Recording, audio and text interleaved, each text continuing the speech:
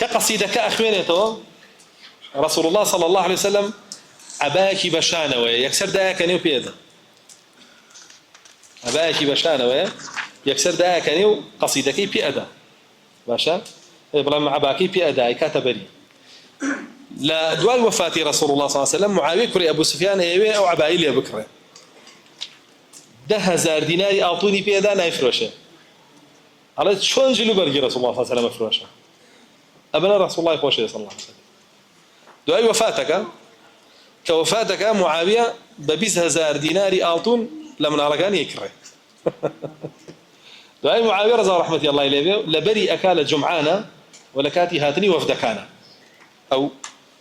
بابلين عباية يتر دواي كركاني لبريا كان أمانته وبو مليكة كاني بني مروانيش دواي فوتيه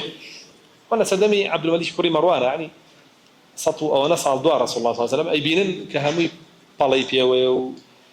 بيني بيوي وأماني تربى خلقنا ما ولا جشني كالا بريا بيت دوا أو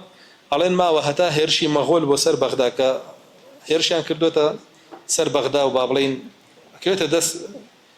عباسية كان لسدمي عباسية كان مغول هيرشكات سر بغاو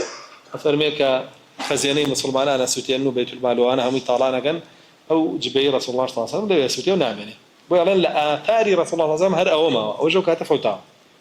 يتر أمن على وشتاني إيه هنا كان أو در خواردي خوكين وشربتين على أنا أما هي رسول الله النية صلى الله عليه وسلم ما قادر بن نوك هي أبو جهل بي هي أبو لهب بيتون وشيكي وهي زول سرك نجيب لها وأوي أواني نوش كردو بحسابي خوي تبركي بركوتو أنا باب زان تبركي برنقوتو أو عذابي بركوتو وأني قمتي بركوتو ويا قاداري أو شربتين على بن فريجنيو أمي تزويره دعي زرتان ليها إن شاء الله لريها وسيل